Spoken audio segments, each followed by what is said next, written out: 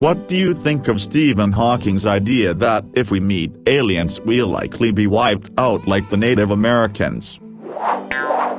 If we meet aliens they have a reason for coming to our planet in person. Think about how we explore space. We don't do it in person. We send robots and probes, machinery. More advanced life forms would do the same. I think it would start out okay. Some Jane Goodall type of alien will come down and study us, but while sending back pictures, some alien CEO is going to see how much of some valuable resource we have, and then our jungle is going to get bulldozed. I don't think it would be more like aggressive invasion, but rather, cultural assimilation. A spacefaring civilization would not see any fight-worthy reason to invade the Earth. If they were able to cross interstellar space, they are capable to build sustainable artificial habitats. So why would they bother with the Earth, where there are some primitive monkeys that can fling nukes at them, when they can park on Mars and colonize it without a hitch, and the aforementioned monkeys won't be able to do anything after the colonization? Trade relations and cultural domination will be more beneficial. I always liked Neil deGrasse Tyson's idea that humans and gorillas have like a 1% difference in our DNA and we get excited when a gorilla can finger paint. So what if there is a 1% difference between us and aliens? Would aliens be excited when we develop the theory of relativity? Basically we may be too stupid to even conceptualize what an advanced alien species could be, and they may not bother to wipe us out at all because we pose no threat, or they just may keep us around like pets. Read the Three-Body Problem trilogy. It's a very well-reasoned series about the inevitable conclusion a far advanced society would reach when it becomes aware of an intelligent, yet safely far away, star system. The middle book, The Dark Forest, is also the name of this line of thinking. As, I think, Neil deGrasse Tyson pointed out, Hawking is basing that assumption on his knowledge of us humans alone. Now that's all he can base that off of obviously, but there is no evidence that points to that aliens will be the same. Some aliens may not even have wars or might not have any interest in attacking us at all. After all, what would the highly advanced aliens want from us humans in this first place? Many say liquid water, but I have the feeling that if they can travel to Earth over X amount of light years they probably aren't worrying too much about water. I mean, it's basically true that aliens who have the ability to travel across the universe very quickly would have very powerful weapons that we cannot comprehend nor defend against. The aliens who dealt with imperializing the entire universe already would have no care for us, but rather use us, drain us of our resources, colonize the planet possibly, and replace us. The good thing is probably they will not bring diseases that specifically are made for our bodies, so they would have to individually seek us out to destroy us. Silver linings. One major difference: the Native Americans encountered humans. We don't know what we'll encounter. We have exactly one example of a technological species to go off of, and we have no idea if we're typical or not. Could be absolutely anything, from total disinterest to utter aggression to pure love to dispassionate scientific curiosity, or more likely, something we have no concept of whatsoever. For all we know, they'll have a huge technological advantage, but will be wholly unprepared for the lying, killing, self-deluded horror show we are. I mean, we already have whole movies about brave humans killing an alien mother and all her babies, and we haven't even met them yet. My guess, though, is that they won't wipe us out like the Native Americans. They'll wipe us out like the dodo, or possibly like the early one-celled organisms that died out during the oxygen catastrophe. We'll just be a few more of the sad little animals in the way of whatever they came here to do. It's at least plausible, assuming the aliens have good intentions, if their organic chemistry evolved separately from ours, or even has some basic overlaps, They may have some type of virus or other innocuous bacteria-like cells they carry that devastates our cell membranes but has no effect on theirs. They may also introduce us to some tech that we are not mature enough to handle, or has unforeseen consequences in the Earth's environment. I think that there is one major flaw in this statement. He assumed that the aliens would act like humans. Furthermore, we don't know if they would be multicellular life forms or maybe a far superior type of being that we can't even imagine right now. There are millions of new species we meet on a regular basis, mostly bacteria, and we don't wipe them out, since we don't notice them or are bothered by them. What we can say is that there are endless possibilities, even if we would happen to meet the species equal to us, and to say what the most likely scenario is, we will need to collect more data. No, there is no resource we have they couldn't get. If you're at that advanced stage, you could even uplift some of your own wildlife to full conciseness and make it an intelligent species if they felt lonely. We would only be interesting if life is indeed rare in the universe, then they would be interested in our biodiversity. And, as I said, as that advanced stage, extinction probably just means temporarily out of stock for you. All they would need is a smidgen of the original blueprint and they can start pumping out anything they want. There is more water, gold, whatever they would want, and way more quantities and easier to get at, so no invasion is coming. If anything would happen, it would be like childhood's end, not Independence Day. I think there are 4 points worth considering that result in that idea being overstated. 1. It's based off a single data point, the behavior of a single species. It's hard to draw any conclusions from that. 2. I'm not excusing it, but we're biologically and, especially at that time, culturally predisposed to view other groups of humans as direct competitors. That tribalistic dynamic may not exist in aliens, or it may be worse. 3. We look upon that history as barbaric, and we're not far removed from it. If we ever do spread out in the galaxy, it will be a ways off temporally, technologically, and culturally. We might not even be recognizable as human at that point. Add in point 2, that we're dealing with an alien species, and I'm not sure of the predictive power of our past in this scenario. 4. The value of that observation is, to me, in making us think about how we would now behave to less advanced species, and to consider the ramifications of our past actions. Not sure that was his intention or not. It's still a really interesting thing to think about, though. From a disease standpoint, it is entirely possible. Bear in mind that the scholarly consensus is that approximately 90% of the Native American population died of disease between first contact, 1492 to 1550, and the 1620s. The population familiar to Americans, and who were subsequently decimated by genocide and progressive removals, were essentially living in a post-apocalyptic world by the time they encountered the mass of white colonists who came starting in the 17th century. If aliens came to Earth with diseases that could jump species, humans as a whole would have no more defenses than Native Americans did against smallpox and measles.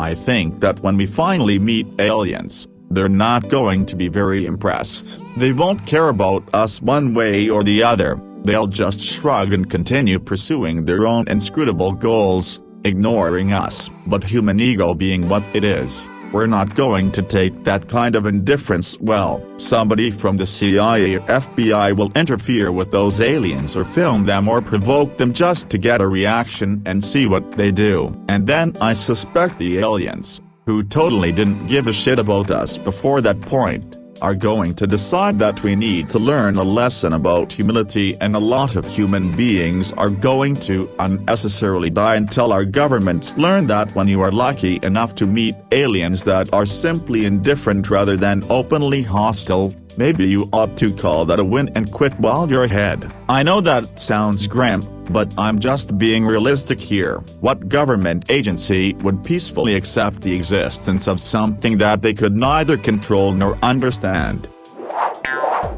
He made a lot of assumptions there. First, that their intention would be to colonize us. Second, that they'd show up with enough military might to conquer the world. If aliens made it across thousands of light years through interstellar space to Earth, they would have to be self-sufficient for whatever food, fuel and materials they needed, so they're probably not going to just use us as a protein source. Also, the world is big. They'd need quite a lot of military might to try to wipe us out.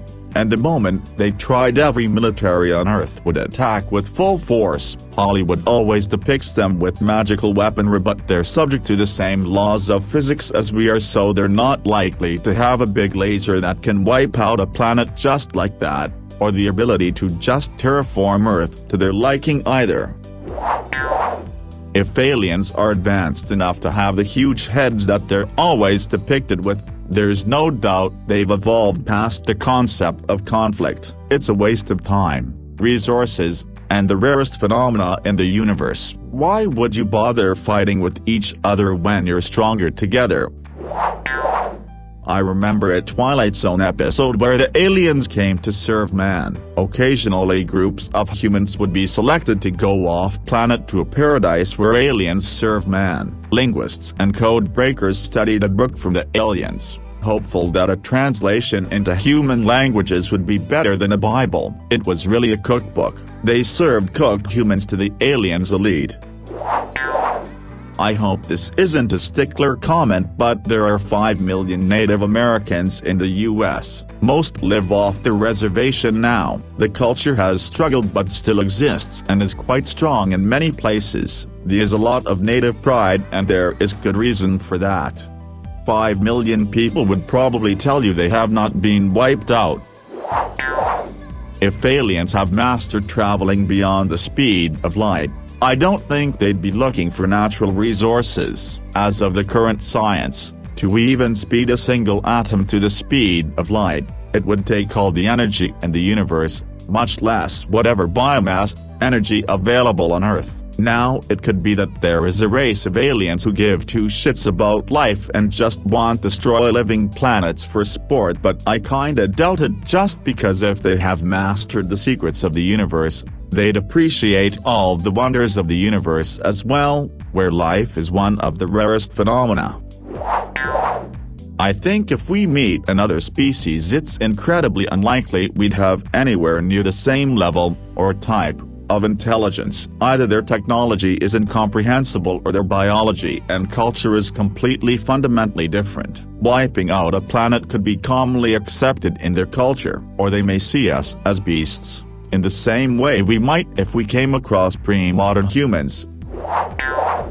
I think the three-body problem and the dark forest theory is one of the most realistic thoughts about it. It suggests, if there are limits on physical travel in terms of speed, the time it takes any species to travel between stars is large. It also says that the chances of any alien species being hostile may result in extinction, so you would not take the risk and would always strike first. You'd strike first because of the time spans involved in travel mean that if you delay, there is always a change for a major technological breakthrough, meaning that while you travel in your spaceships you're likely to be outclassed when you arrive. Hence the dark forest metaphor.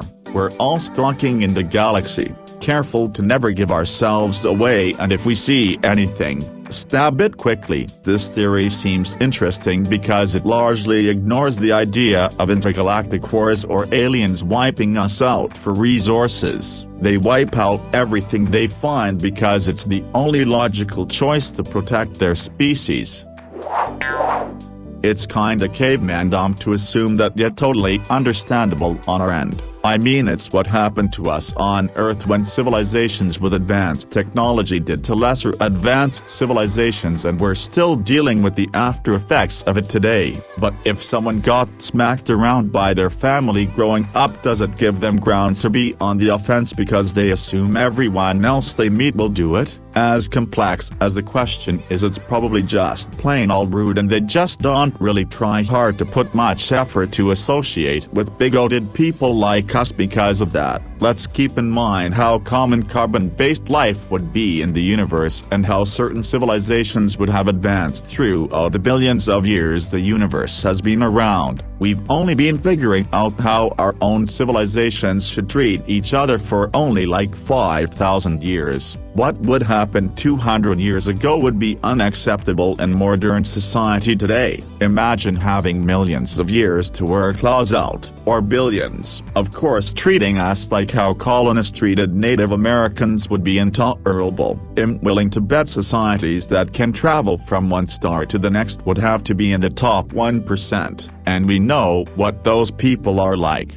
Yeah, it'd have to be likable, and other beings would have to like working with you. You'll guess that these people aren't even concerned about waging war on us at all. Why would they be? What do they need to take on Earth they couldn't easily get from other billions of planets? We're not special. It's business and charity or both together. I can see it. On the one hand, if there's otherworldly visitors looking to expand and come to our primitive land and declare whatever their version of terra nullius happens to be, we could easily be beaten into submission from a more technologically advanced form, or reverse the tables, and we are the technologically advanced galaxy-hopping species. We travel to visit another planet that may kill us with via a pathogen we have no defense for. I'm all for it. Unfortunately, the idea that spacefaring alien life exists right now is just fantasy. Life existing at all is absurdly unlikely. Life surviving long enough to be technologically advanced enough for interstellar travel is many times more unlikely, and it just happens to be at the same point in time where our species exists. Yeah, it's possible. But so is winning the lottery jackpot 10 times in a row. I'm not holding my breath for either. Something I heard recently that kinda makes sense to me. When a culture is sick, their stories about aliens are violent. When a culture is strong and polite, so are the aliens. The way Japan does their whole alien UFO thing is different from ours. Since probably the late 80s, we Americans have been growing more separated and less trusting of each other. Our UFO stories went from aliens are chill brothers to they want to exterminate us. I suspect if we met and tried to integrate with advanced aliens before we are very similar to them, it would wipe us out. Note I said it because the aliens don't have to be malevolent. If our cultures mix, the stronger culture would be wiped out by simple adoption and absorption. They would not become more like us, we would become more like them until we are them. This is the founding concept and reason for the Prime Directive in Star Trek fiction. Because if you try to integrate an inferior species even with the best of intentions, you are likely to erase them even if you never intend to. I think it's projection. I think every idea humans have about aliens is projection. Humanoids who travel far across the universe just so that they can colonize us. Why? Because it's what humans do. So humans assume aliens think and act just like them. People did the same thing with gods. They bestowed their qualities on deities. This is why many gods are written to be complete scumbags, because they are based on human nature. It would be a complete waste of resources for aliens to come here and have an occupational force. There's nothing here that can't be easily acquired from all of the dead planets, asteroids, comets and gas giants with way less effort. The main worry would be carrying new diseases that could potentially wipe out everything. It all depends on how valuable our planet is and how others would judge us for our treatment of it. We may be seen as a plague similar to locust in a farmer's field. We might also be rare. Oxygen is incredibly corrosive. We might thrive on worlds most species would find poisonous. If aliens get to Earth in the next 100 years, think about what their knowledge and technology would be compared to ours. If they weren't peaceful, it wouldn't be like the Native Americans, because at least they were able to put up some sort of fight. It's hard to say. If they are fleeing their home world because they destroyed it like we are doing, yeah, it's game over. The technology they would need to have to reach us is so far beyond what we can even conceptualize. This is why no one has ever been anally probed before. They can travel hundreds of times faster than light. Yet, they need to stick something up our ass to see how we work, or massacre a cow. Hell number. We have satellites that can read license plates and identify tree species, and those are just the ones we know about. Forget what the government has. And we've yet to send a man to freaking Mars. There's no need to probe someone but to see what's up. A simple scan from a ship high above will do. Now I'm not saying aliens don't exist. I 100% believe they do. Heck, maybe they have even been, or are, here. You can't help but look up at the night sky in a dark place and be in awe of the sheer size of the universe. Every star is a sun. Even if 1 in a million have planets, and even if only 1 in a million of those are in the habitat zone, that's still millions of stars with planets that potentially have liquid water for life as we know it. The key phrase is as we know it. Who's to say life didn't evolve somewhere without water? We just don't know what's possible.